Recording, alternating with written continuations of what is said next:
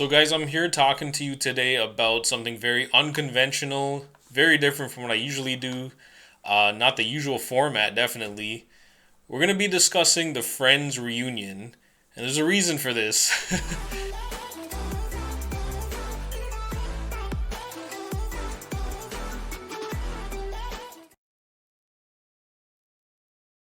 This came out on HBO Max in America.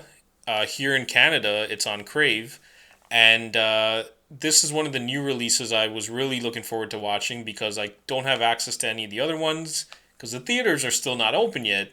So let's talk about the Friends reunion. So in the 90s, I did watch the TV show Friends a lot. It was in my house a Thursday night staple at 8 p.m. on NBC because my mom watched it. I was forced to watch it and I just grew to enjoy the characters and the storylines. And it's not one of my favorite shows, but I still have some pretty nostalgic memories of it. And in this reunion, the main actors, the six main actors, come back to sort of reminisce and recall their memories of the show, and it's just a fun ride all throughout. I'm going to take you guys through my spoiler free review of it.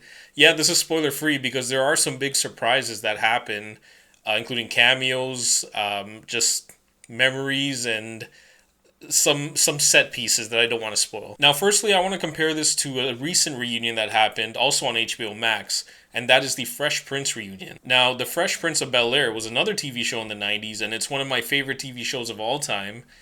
And I actually enjoyed this reunion more than I enjoyed that reunion, even though Friends is not on my top 10 list at all. The reason that the Friends reunion played out so nicely is that they didn't stay in one room the entire sequence. It was a shift of activities, it was a shift of memories.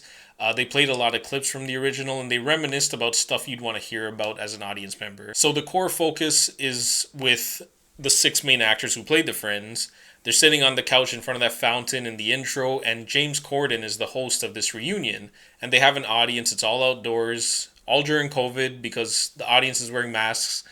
And it's not just that. You see a lot of guest stars, some that were like just blew my mind. You don't even realize how many watched this show and grew up with this phenomenon that's Friends. They also kind of incorporated these fun like games and stuff, all related again to the show. They just kind of got really creative with many things that happen in the series and they brought that into a modern light.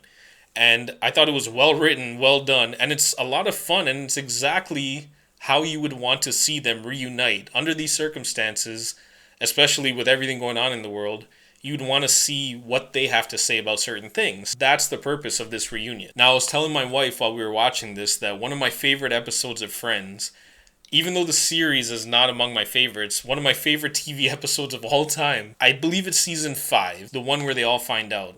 It's a season opener where Monica and Chandler are trying to hide their relationship from the other friends, but they all find out one by one. And I think the creative genius behind this episode in particular, there's a guest star that shows up in the reunion that just speaks my sentiments exactly. And she says, it could have just been a revelation. It could have just been, okay, you find out, you find out, you find out, you find out, all at the same time. Honestly, they milked it so well and so effectively that it doesn't feel like it's an exploit of the subject matter. It's done with creativity, it's done with flair, and there's so much humor injected into it that I loved it. I was laughing every second of that episode because there was comic suspense throughout the whole thing. And if you watch the episode not having watched Friends before, you'll laugh along with it. That episode alone will hook you onto the show. And what I loved about the reunion was that they really brought to light that episode and recognized a lot of the genius behind the scenes that went into the making of that. They weren't planning on making the Monica Chandler thing a whole plot line, but they did once they saw the audience reaction. Now, I don't want to get into too much more about the reunion. I urge you guys to watch it, especially if you're a Friends fan. You're going to love it. I'm not the biggest Friends fan. It's just more of a nostalgia trip for me, but I can see people who love this series are going to love this reunion. The Fresh Prince reunion had all the actors who played the main characters in one room for a majority of the runtime, and they addressed some personal issues that were going on during production, such as with Aunt Viv and Will Smith and all that. But they didn't really get to the nostalgia of the show. And I think a lot of that is because one of the main characters, Uncle Phil, passed away a long time ago.